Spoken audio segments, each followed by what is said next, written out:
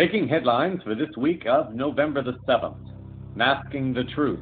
Million mask march grows worldwide as global cabal appears more desperate. Getting harder to ignore. Thrive Movement founder lays out his beliefs, suggesting a financial restructuring is on the horizon. Win ugly or lose pretty. Lobbyist teaches U.S. oil and gas executives to play dirty. And another one bites the dust. U.S. loses yet another global customer as Brazil bypasses U.S. on internet connectivity. With news around, upon, within, and beyond our planet, the program making disclosure official. This is Cosmic Vision News. Here is Jeffrey West. Greetings and blessings to all. For those listeners who are more energetically tuned in to the seemingly endless shifts taking place at this time, they are likely the ones most qualified to confirm that we appear to be very near, if not approaching, a flashpoint for a major human consciousness shifting event, or at the very least, some very serious ripples within the corridors of power once dominated by this entity I call the global cabal. For those unfamiliar or who are new to CVN, one may think of the global cabal as a human body. There are corporations, groups, and entities that might represent a finger or a toe, and they are connected to a group or an entity that is represented by perhaps a hand or a foot. And this group is in turn connected to another entity represented by an arm or a leg, and so on. What is slowly starting to come to the light now are the once formerly secret and formerly extremely powerful individuals, groups, and entities that have been pulling the strings on a criminally fraudulent system of fiat banking, a criminal system of commercial law, and much more.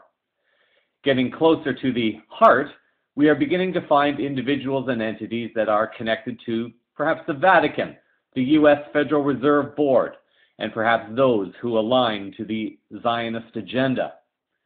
Make no mistake, the list is longer than this, and it will continue to be exposed. Each finger and toe has its own role and part to play in the bigger picture in trying to further enslave humanity, but also in the bigger picture. They are here to help awaken humans and push them into service by helping them remember who they are and why they are here at this time. Humans, as their awakening continues, evolves from mere protesting to the more informed, courageous, and peaceful challenges to the authority that seeks to enslave us to systems of debt, fear, and separation. Occupy had its time, and to varying degrees it is still having its time.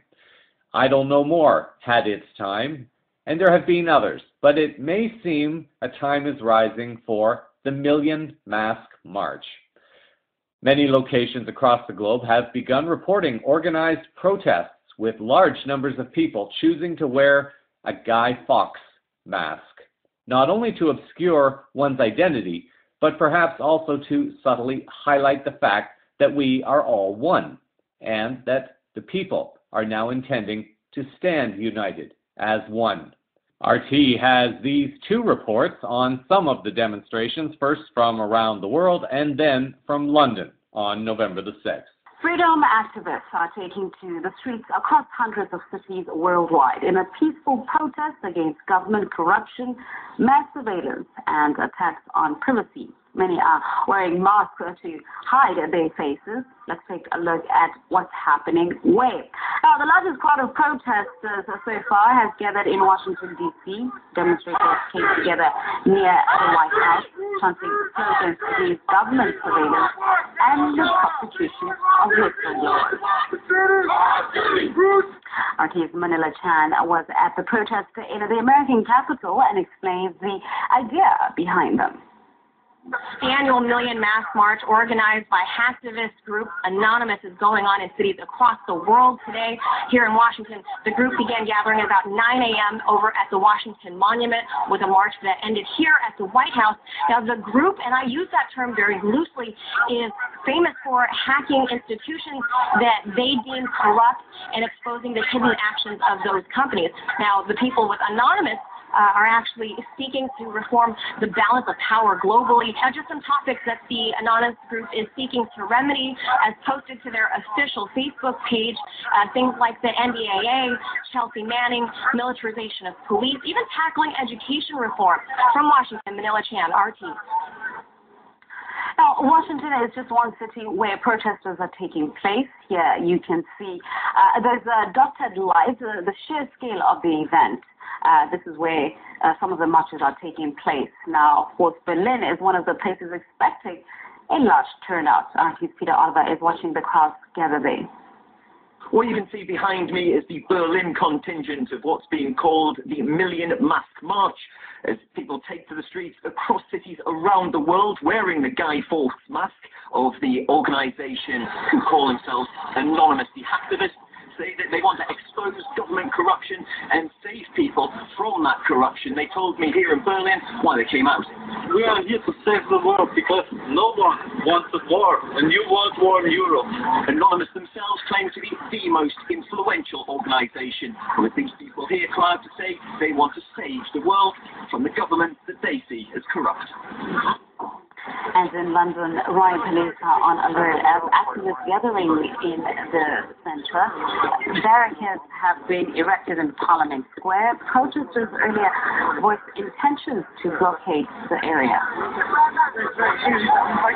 Authorities earlier expressed concern about the march. They've been trying to contact the organizers, but with no luck. They made an open appeal to Anonymous, asking them to get in touch.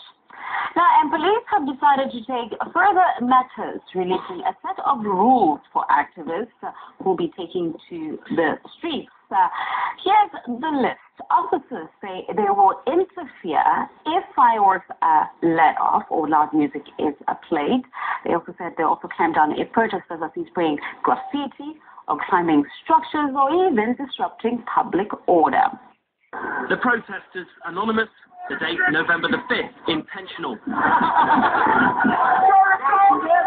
This was the London branch of the Million Mask March, which saw demonstrators wearing Guy Fawkes masks take to the streets, campaigning against, among other things, global injustice.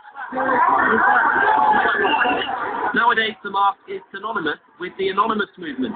Originally a hacktivist group, it's now more of a loose collective of like-minded people, an idea, if you will, mainly concerned about things like campaigning against surveillance and corruption and protecting internet freedom. Marches took place all over the world in what was dubbed the Million Mask March and Op Vendetta. The mask, of course, features in the movie V for Vendetta.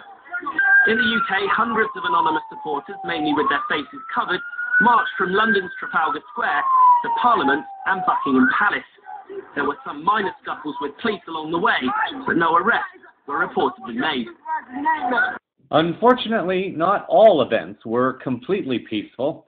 In Brussels, events there began to turn ugly as water cannons were brought out to drive away protesters. In this protest, it was estimated that over 100,000 people had come out, all of them to make their voices heard against austerity cuts. During the London protest, comedian Russell Brand created a stir of chaos by removing his mask to expose his identity. Many criticized his action as trying to capitalize on a movement whose purpose is to remain anonymous. Brand has been very outspoken in his call for a revolution and his protestations that he will not vote, and suggests that others not vote either.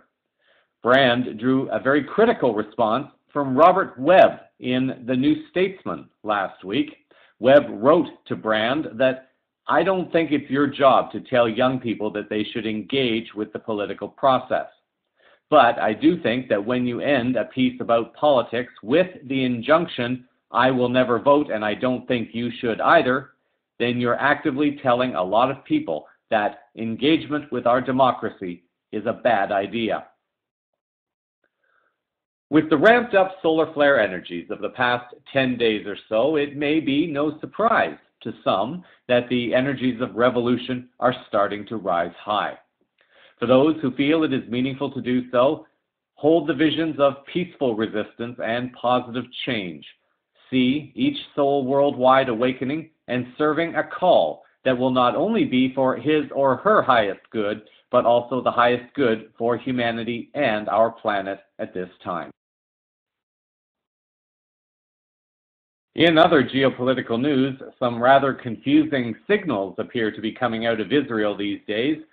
In what may or may not be a surprise to some, an article by Greer Faye Cashman on the JerusalemPost.com website on 19th of October has quoted Israeli President Rivlin as allegedly saying that a time has come to admit that Israel is a sick society that needs treatment.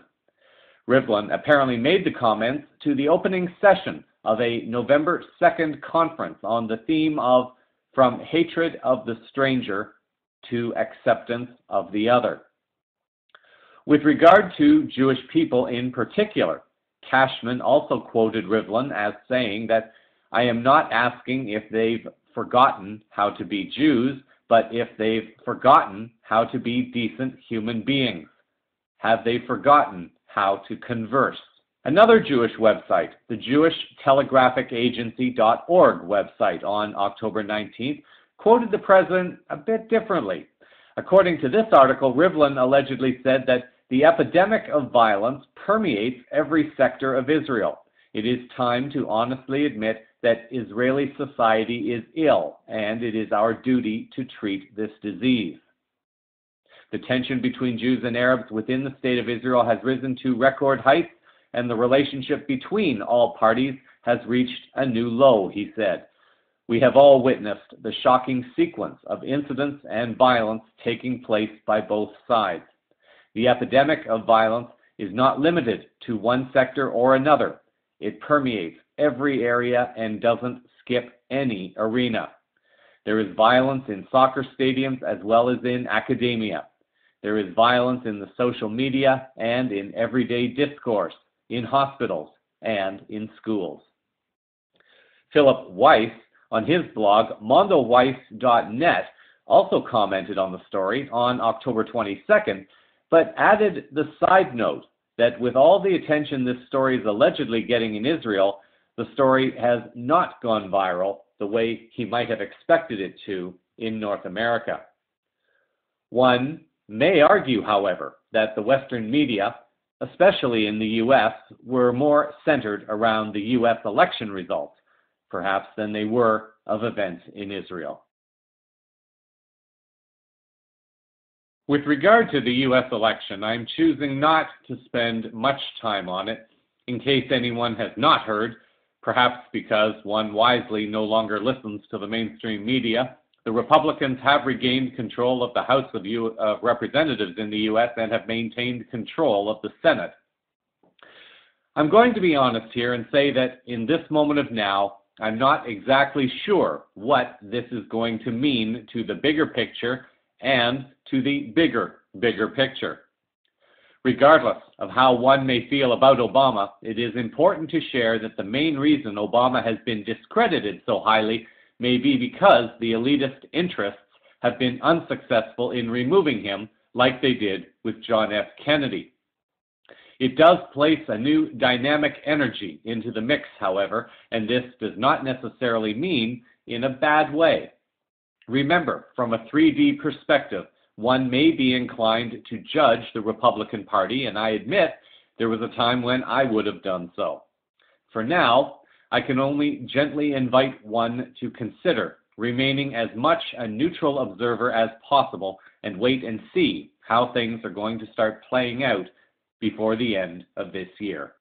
Financial news this week, I'd like to offer excerpts from a recent video by Foster and Kimberly Gamble. For longtime listeners, they will likely be very familiar with these two for their work with the Thrive movement. Recently, Foster ventured out into territory that he has not traditionally spent much time on. In this video clip entitled, "Is the Value of Your Money About to Change?" Gamble draws on his network of contacts and appears now to be ready to stand behind what some sources have been calling for and expecting for some time, and this is some kind of global currency reset. We still do not know exactly when, or really even if, how, or in what form this event is going to take. For new CVN listeners, I invite you to listen closely because in this approximate 10-minute audio clip, Gamble offers a pretty clean and fairly easy to understand synopsis of how all of this came to happen, why it came to happen, and what the unfolding events offer us at this time. I'm not asking you to agree with the synopsis, but I invite you to at least keep an open mind and perhaps allow the information to sit with you for a while. You know, the question that we're being asked most by our network, even more than Ebola, Ukraine, and ISIS, which we will be addressing in the future, is what's really going on with the economy? Are we really in a recovery? Are we on the verge of some even greater catastrophe? Or is it perhaps something else entirely? What we're actually seeing is unprecedented developments leading toward a possible complete global economic transformation. We see very probably a new, more humble, more peaceful role for the U.S., a new role for the dollar, and possibly new roles for you and me. Here are some facts about a few recent developments that can provide critical background. First, the BRICS countries, the Brazil, Russia, India, China, and South Africa, have launched what they call the New Development Bank with $100 billion gold backing and another $100 billion in reserve. The Chinese, who hold $1.3 trillion of U.S. debt, second only to the Federal Reserve itself, have begun selling rather than buying U.S. bonds. So has Russia, so America is running out of lenders to borrow from. Now, for the first time in 70 years, this past summer, the Chinese and Russians have created over 40 deals, including oil purchases totaling close to $1 trillion, and they're doing this in their own currencies in gold, no longer agreeing to U.S. dollar supremacy. For anyone who doesn't know, in 1944, at the end of World War II, the Bretton Woods Conference was held where the IMF and the World Bank were created, and then soon after, the dollar was declared the only international exchange currency, basically a global economic system primarily under U.S. control. So these new deals and others like them around the world are a very significant move. The Chinese have also launched the Shanghai Gold Exchange to try to bring integrity to international gold pricing after recent revelations of market rigging by the West. The BRICS countries have also created a new rating agency, the UCRG, or Universal Credit Rating Group, that will compete with the cabal services, Fitch, Moody's, the S&P, whose corrupt bestowing of AAA ratings on junk investments was exposed in the 2008 crash. The BRICS alliance is also working, understandably, on an alternate internet to avoid the predations of the NSA. The BRICS countries have been patiently checkmating the corrupt cabal that's been destroying the global economy and the environment. And now this BRICS group is creating, as far as we can tell, a more transparent, honest, inclusive, and sustainable alternative. I want to tell you a real story that might sound like a fiction thriller, but which I'm saying publicly now because I believe the evidence is strong enough to support its validity. In addition to these BRICS developments, there is an alliance of spiritual elders, often referred to as the Dragon families. They represent China, Japan, Philippines, Indonesia, and Vietnam at least. And they are stewards of the largest off-the-books gold troves in the world. It represents most of the wealth on the planet and is sometimes called Yamashita's gold. Now, this is fully documented in a 2005 book called The Gold Warriors, which we highly recommend that you read.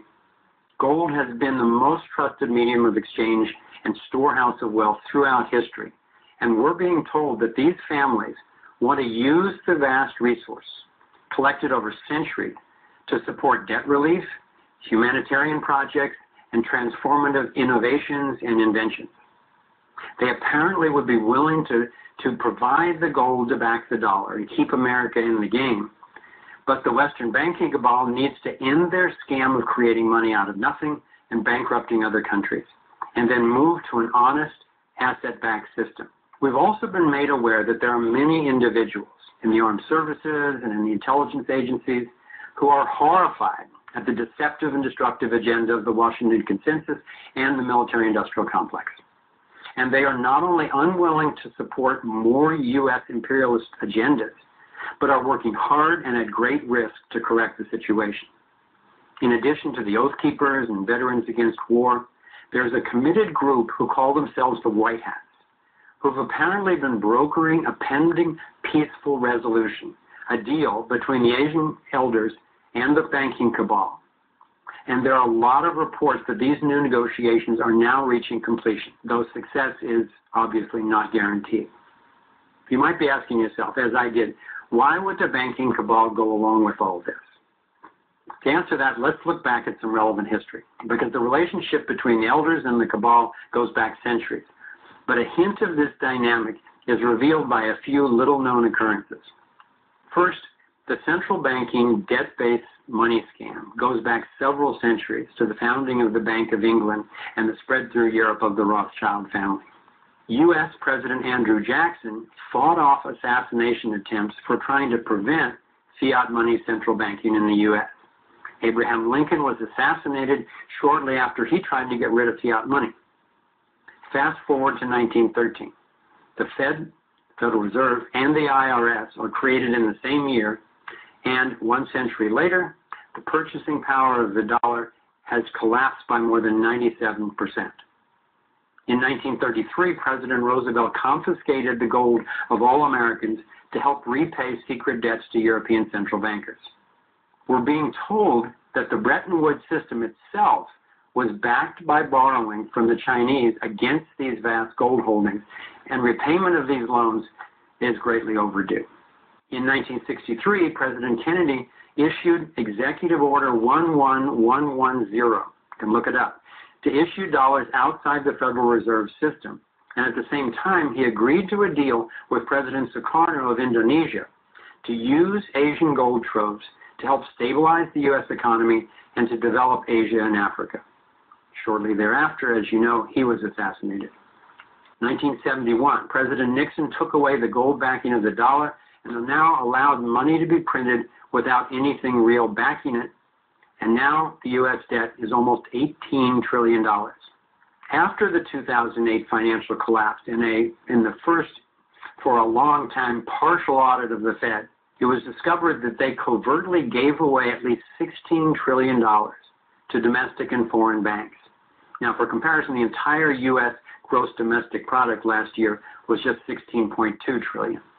Currently, the too big to fail banks globally are carrying over $700 trillion in derivatives debt, and the Federal Reserve has been printing tens of billions of dollars a month in fake money, putting the burden of repayment on us and on generations to come, and calling it by the lovely name of quantitative easing. This is exactly the kind of thing that the elders don't want to happen all over the world. China is buying huge amounts of gold in addition to the troves I mentioned earlier. The U.S. is hugely indebted to China and Japan, and with nuclear weapons and millions of soldiers, China can't be pushed around like so many other countries that the U.S. has bullied. Countries around the world are beginning to reject the use of the U.S. dollars, backed by nothing but the promise of a broke, heavily indebted imperialist country. And interestingly enough, repayments of hundreds of tons of Asian gold that China had moved to the U.S. for safekeeping is 15 years overdue. And the first shipment of gold back to China was due on September 12, 2001. Yes, the day after 9/11, when the offices that were handling the pay arrangements in the Twin Towers and the Pentagon were destroyed. Bottom line, audits of Fort Knox and the New York Fed, our gold repositories in the U.S., aren't allowed. When Germany demanded their loaned gold back recently, the U.S. refused. America apparently does not have enough gold to join the world in backing their currency. The elders are offering a way out of this doomsday reality. Based on these facts and our educated speculation, let's look now at possible scenarios. In a worst case, let's call this one Plan B, the U.S. and the banking cabal resist the offer of the elders to provide gold to back U.S. currency, and they reject joining the rest of the world's new asset-backed system and the associated humanitarian relief. America would be isolated. The war hawks try to stay imperialistic. They try to create false flag events leading to a World War III, and they continue to try to impose their police state to their last dying breath.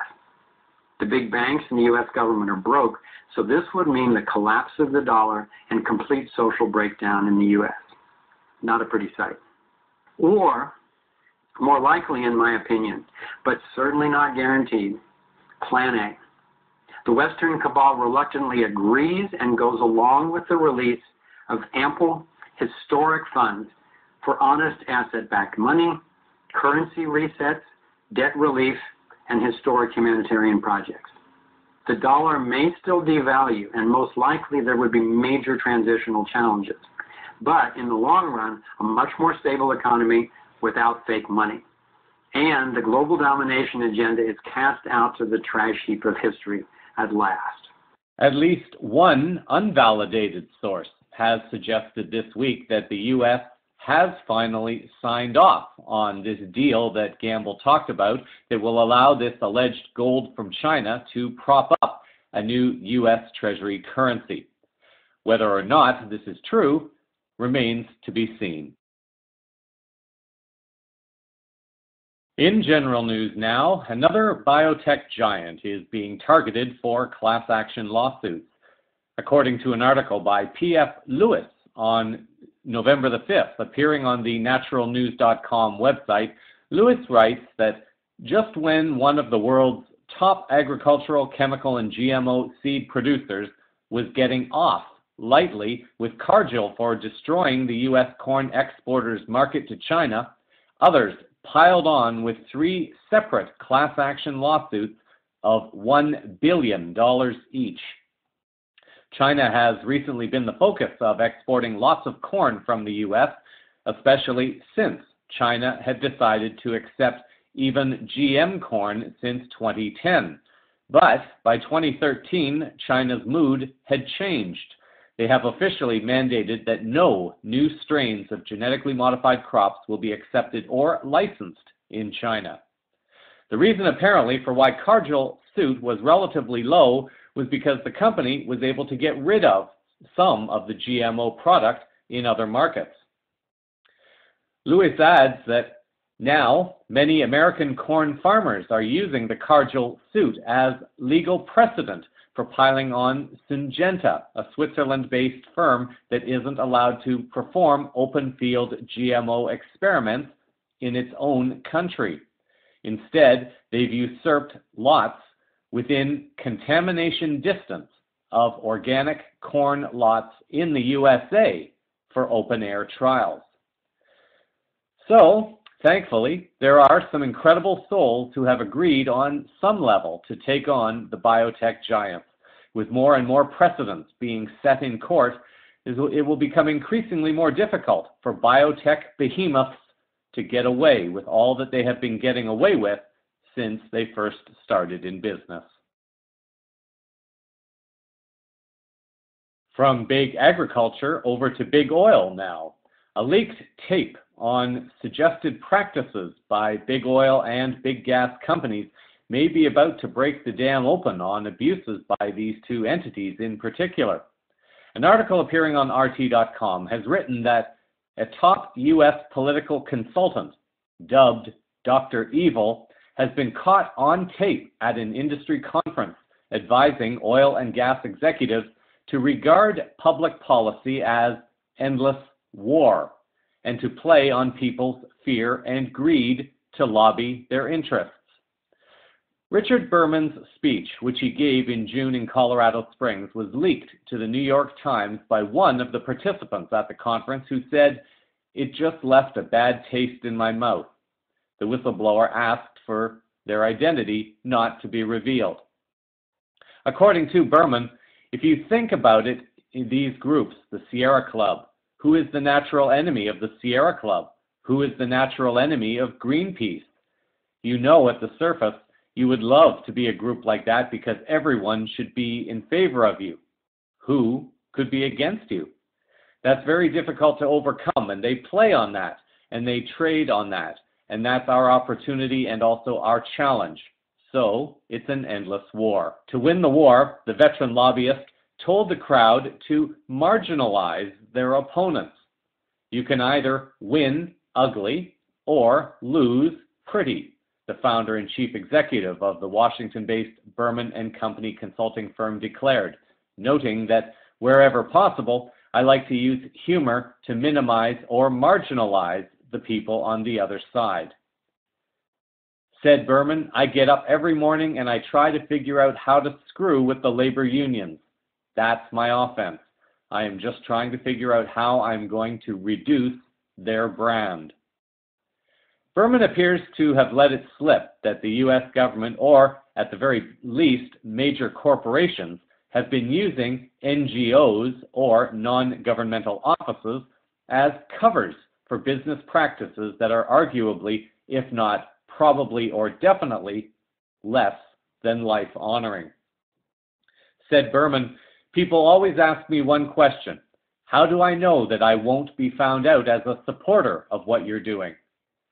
We run all of this stuff through nonprofit organizations that are insulated from having to disclose donors.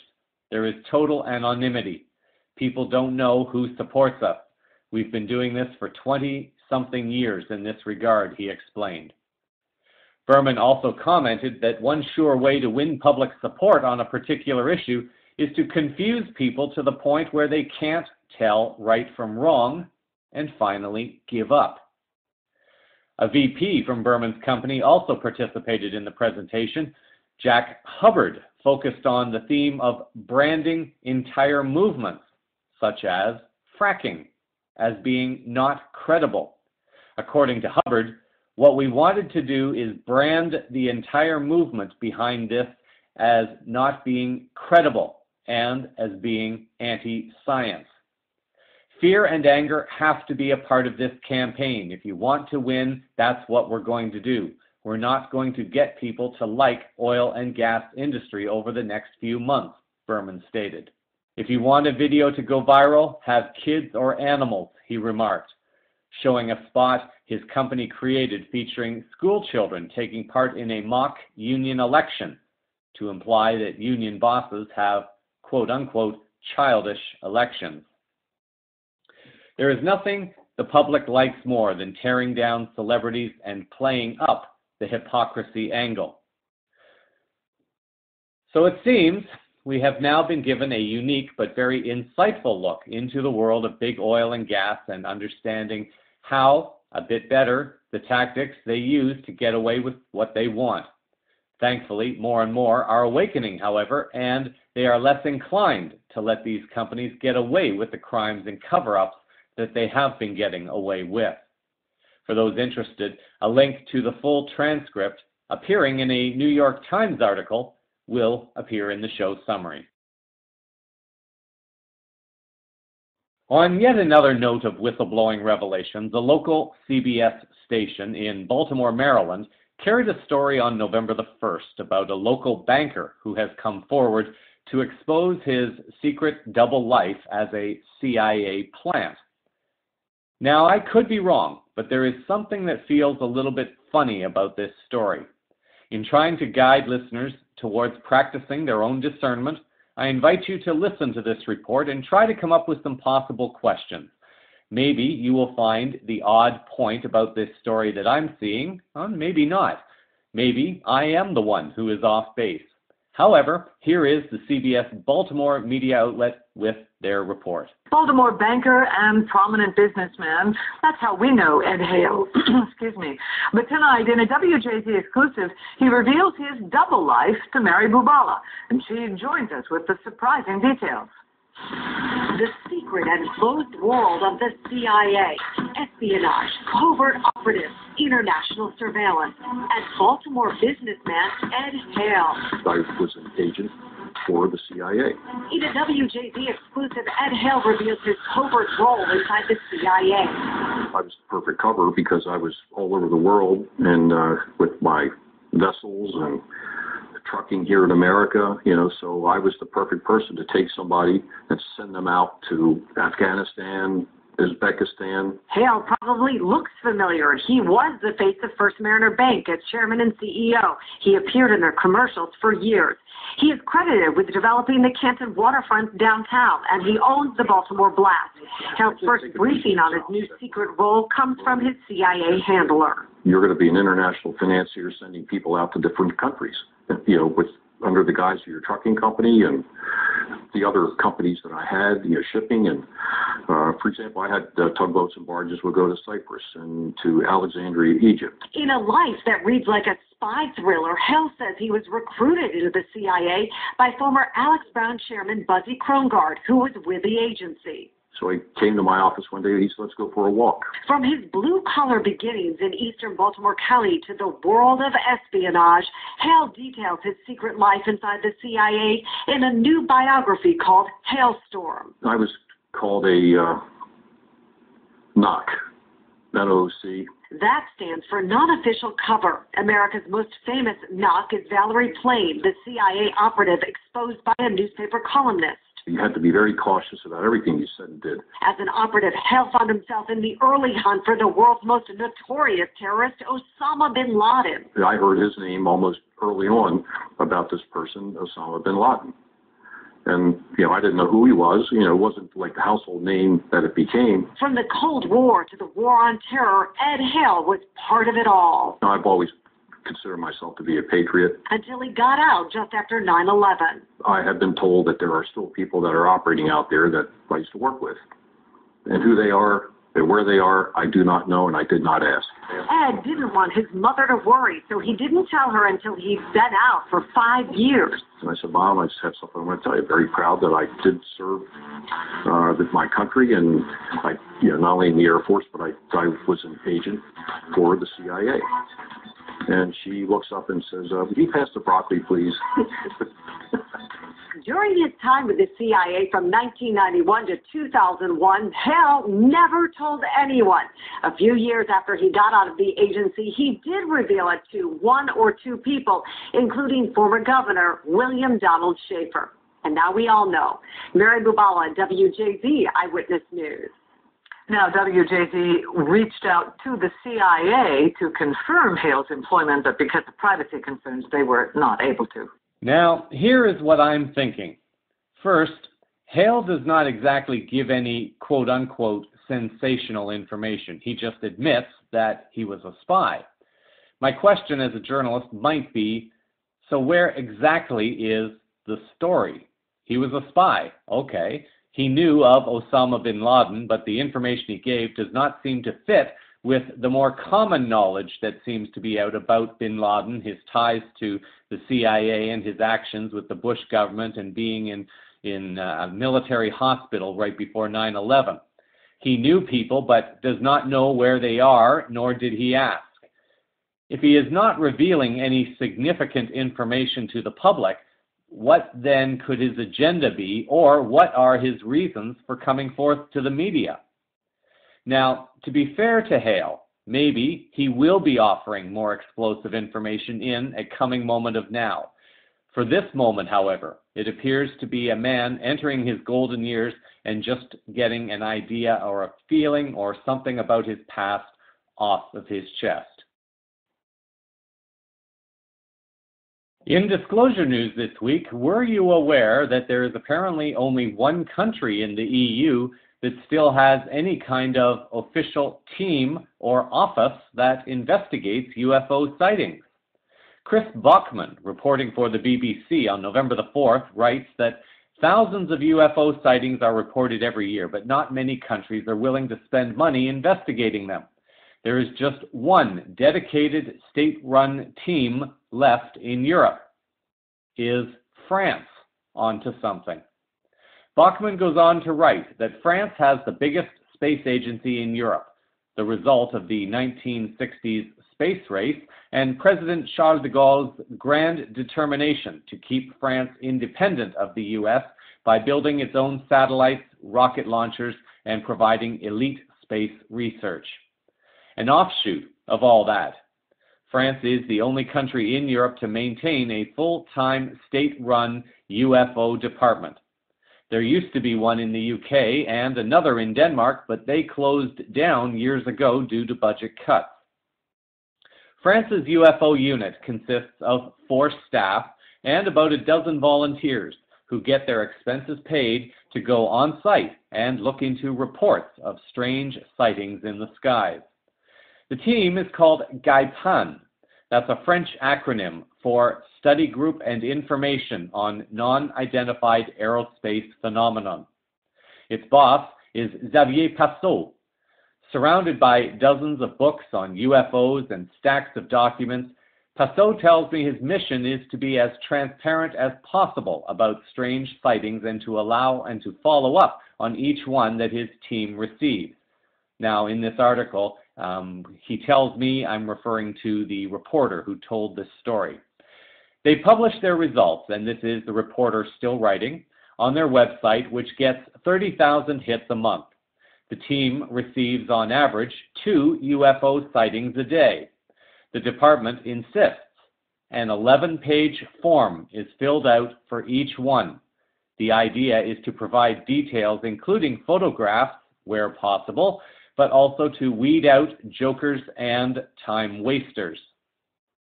Although the vast number of sightings can be shown to not be legitimate, Passot notes that there are around 400 UFO sightings going back to the 1970s that the French team cannot explain. One, an alleged flying saucer landing near Aix-en-Provence in 1981, they take very seriously. There were landing marks and multiple witnesses. English and French links to the official home page for the group will be provided in the show summary for interested individuals. As has been covered over the last few weeks, the Tweet, Fax, Email, Storm initiative proposed by PRG, Paradigm Research Group Executive Director Stephen Bassett, has now gotten underway this week. A press release on the ParadigmResearchWeb.com website on November 5th writes that the PRG launched what is being claimed as the most comprehensive effort ever to obtain the first congressional hearings on extraterrestrial-related phenomenon since 1968. This launch will begin with the shipping of the complete video record of the citizen hearing on disclosure to every congressional office, accompanied by a social media campaign. The goal is comprehensive hearings by February of 2015. CVN wants to support this project, and links to the relevant information will be again posted in the show summary. As mentioned earlier in the newscast, the energies of the sun have been extremely active over the last 10 to 14 days particularly. There have been some sources that have speculated that perhaps some of these holes that have opened up in the sun may be a form of wormhole, possibly connecting us to another part of our galaxy and maybe even the central sun.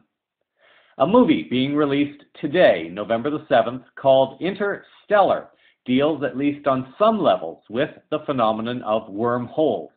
According to the website, it's a movie mainly based on the scientific theories and script treatment of renowned theoretical physicist Kip Thorne. The film stars Matthew McConaughey, Anne Hathaway, Jessica Chastain, Michael Caine, and Bill Irwin. With more and more revelations starting to appear in some movies, especially the Marvel movies, it may be interesting to see whether or not there are elements of disclosure worked into this particular movie. The following is one of the official trailers for the film. We used to look up in the sky and wonder at our place in the stars. Now we just look down and worry about our place in the dirt.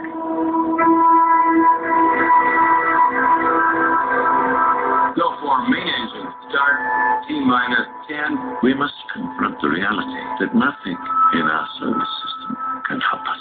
9. I've got kids, Professor. How long? Where are we going? 8. I'm asking you to trust me. 7. Yes, talk to me, Murph. 6. I need to fix this before I go. I have no idea when he's coming back. 5. Main engine start. And you told her you were going to save the world? 4. You come period. 3. Things becomes really clear. 2. And I said, when I change, you'll just say, 1.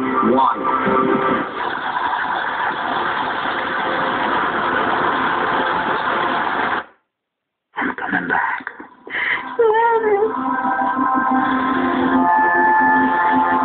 I love you forever. Potentially habitable worlds right within our reach.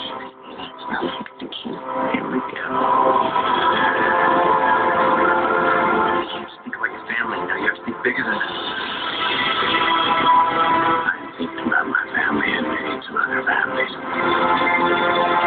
Maybe we spent too long trying to figure out what that was serious. It's the one thing that twists us time with me. Do not go gentle into that good night. Old age should burn and rage in close of day. Rage against the time and the light. Yes, you are.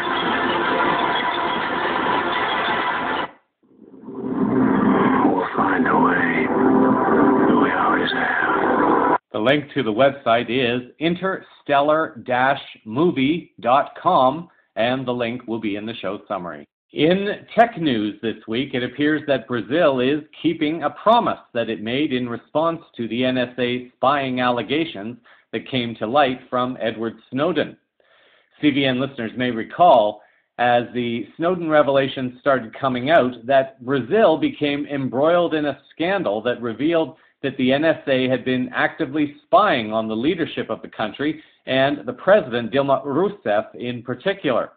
The Rousseff government, furious that a branch of the U.S. government was doing this, had promised that Brazil would find a way to create its own internet or a way to at least bypass the U.S. in all internet traffic. An article by Adam Clark Estes, appearing on the Gizmodo.com website on October 30th, reports that Brazil was not bluffing last year when it said that it wanted to disconnect from the United States-controlled internet due to the NSA's obscenely invasive surveillance tactics. The country is about to stretch a cable from the northern city of Fortaleza all the way to Portugal, and they've vowed not to use a single U.S. vendor to do it. In the minds of many, the questions arose as to whether or not there would be concrete actions that any country, let alone Brazil, could do to make a break from U.S. in terms of internet connectivity. Brazil has already begun forcing companies like Facebook and Google to move their servers inside Brazil, and they have also already implemented an all-Brazil email system.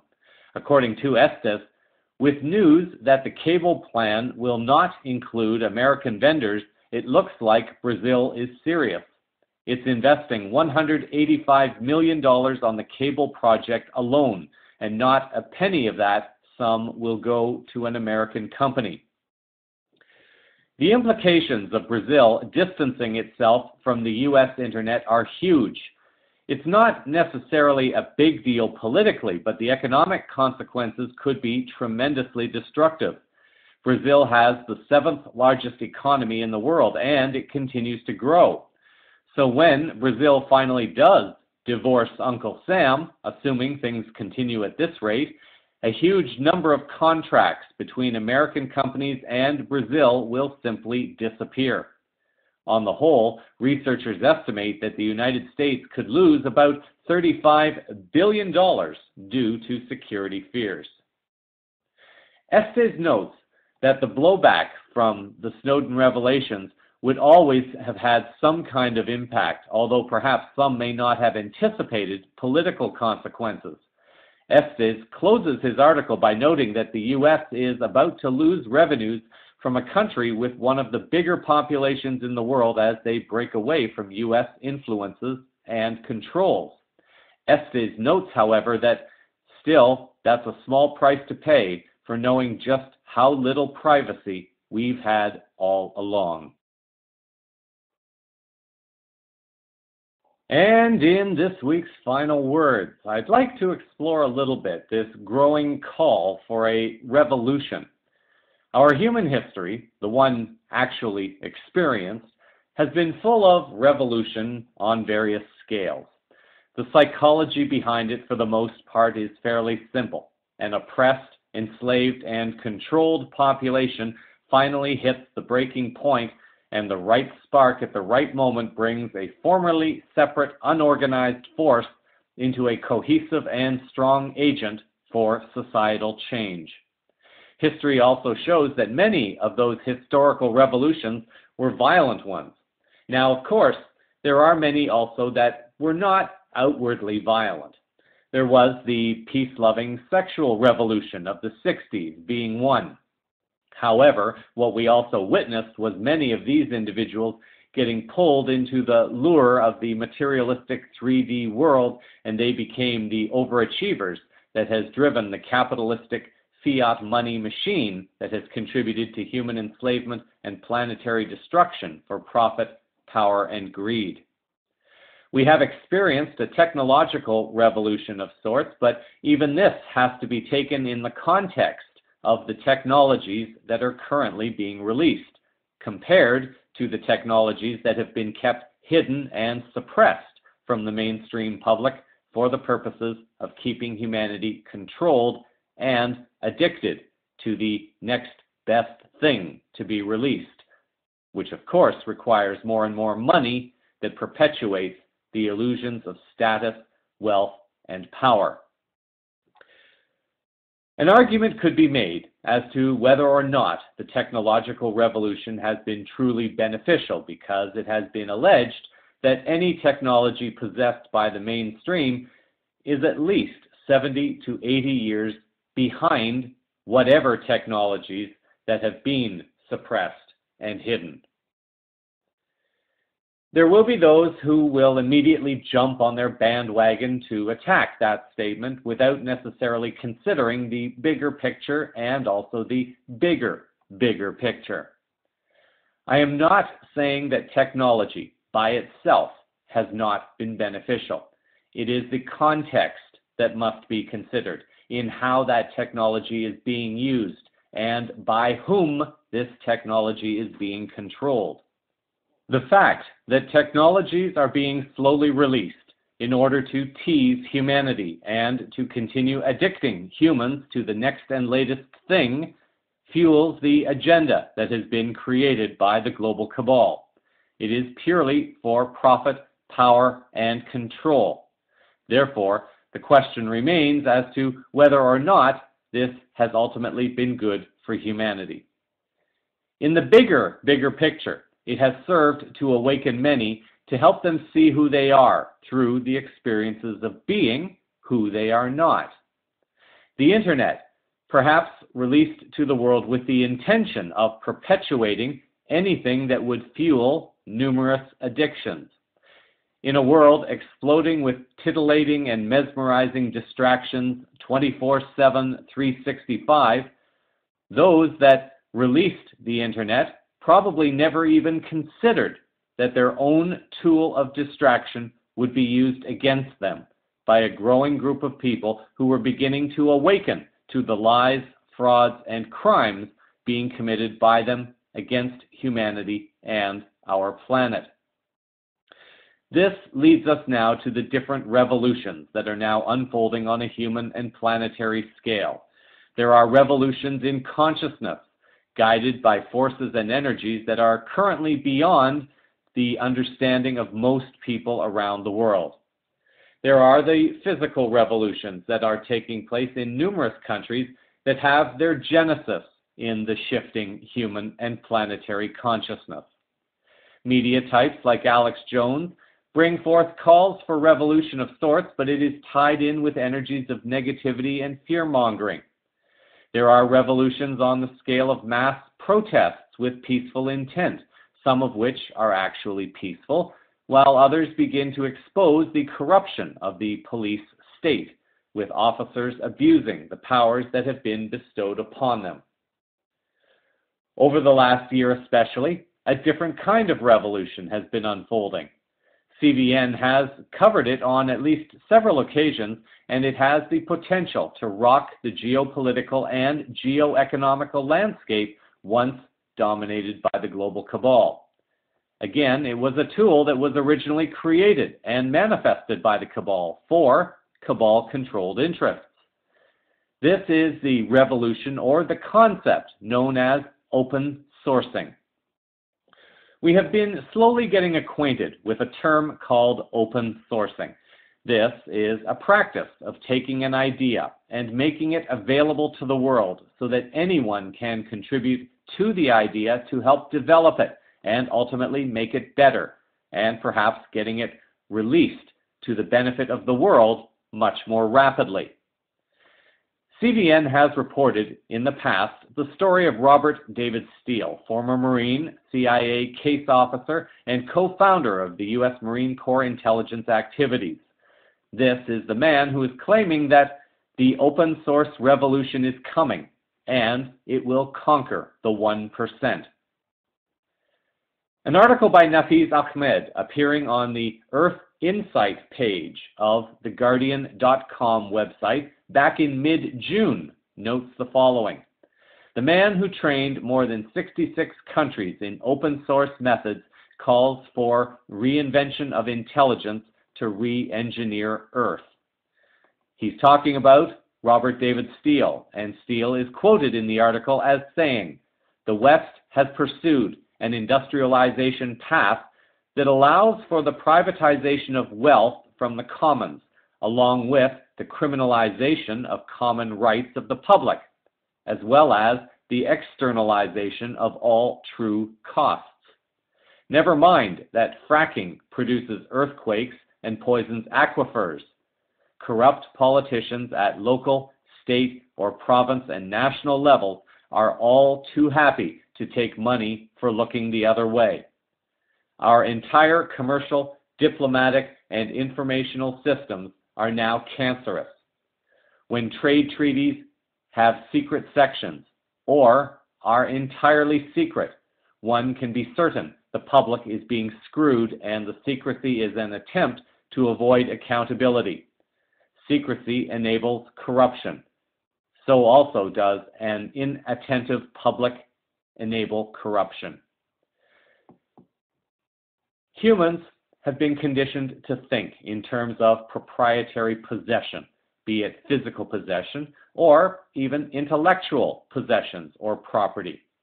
These interests have been commercialized and protected by commercial law that perpetuates an illusion of separation while diverting humans away from the fact that we are all one and that everything is a part of that oneness. Therefore, one might argue that open sourcing is not a typical revolution in the way that we have been conditioned to perceive it, but rather it may be simply a return to the way it originally was before humans entered the illusory realm of the 3D world for the purposes of being spiritual beings, having a human experience. One may choose to claim possession for the purposes of accumulating greater wealth and thus greater power, greater status, or perhaps something else. This choice perpetuates the 3D illusion. One may also choose to participate in the open source revolution, knowing that it may not bring short-term wealth, power, and status, but what it will ultimately bring is greater wealth, status, and power for the collective whole of humanity, as well as a healthier and happier planet. It is a shift in consciousness from illness or I-ness, thinking about oneself, to an awareness of wellness or real-ness, being in consideration of others first, or just simply being in service to life. This is an empowering revolution because anyone and everyone is invited to contribute to whatever projects one feels called to contribute to, based on one's skills, abilities, knowledge, and passion.